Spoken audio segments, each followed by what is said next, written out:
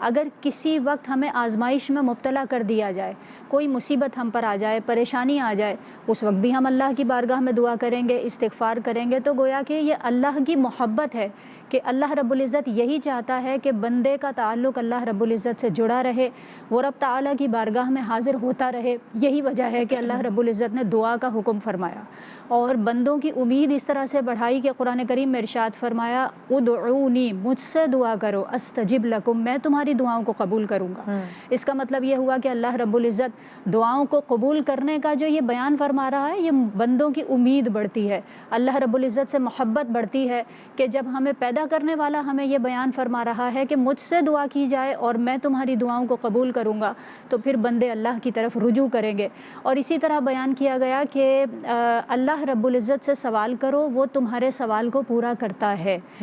اور پھر بیان کیا گیا کہ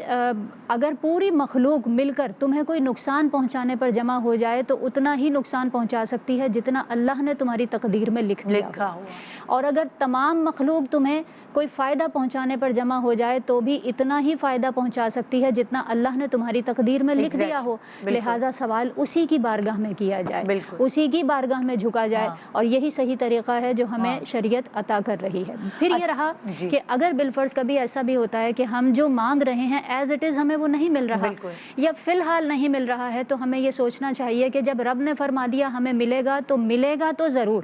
اس کی صورتیں مختلف ہو سکتی ہیں، بعض اوقات ایسا ہوتا ہے جو چیز ہم نے جیسی مانگی ایز اٹ از اسی وقت ہمیں وہ مل گئی، بعض اوقات اس چیز کو کسی خاص وقت کے لیے کر دیا جاتا ہے کہ ابھی تو یہ دعا قبول نہیں ہوگی، لیکن جب اس کا صحیح ٹائم آئے گا اس وقت یہ دعا قبول ہو جائے گی۔ کبھی ایسا بھی ہوتا ہے کہ ہماری دعا اللہ کی بارگاہ میں ہماری پکار بہت زیادہ پسندیدہ ہوتی ہے، اللہ کو پسند آتا ہے کہ بندہ اس کو پکارے، تو ہماری اس پکار کو طویل کر دیا جاتا ہے کہ یہ اسی طرح مانگتا رہے، اللہ کو یہ ادا پسند آ رہی ہوتی ہے، اس کی وجہ سے ہم صبر کرتے ہیں، صبر پر ہمیں اجر دیا جاتا ہے، پھر یہ دعا یا تو کسی خاص وقت پہ کسی اور صورت میں قبول ہو جاتی ہے جو اس سے بہتر چیز ہے وہ عطا کر دی جاتی ہے، اور اگر بالفرض دنیا میں نہ دی جائے تو آخرت کے لیے وہ رکھ دی جاتی ہے، اور آخرت میں بندہ جب اس کا اجر دیکھے گا تو یہ تمنا کرے گا کہ کاش دنیا میں کوئی دعا میری قبول نہ ہوئی ہوتی اور آخرت میں مجھے یہ اجر دیا جاتا، تو گو کہ ہر مقام پر اللہ رب العزت اس دعا کی قبولیت کا اہتمام فرماتا ہے۔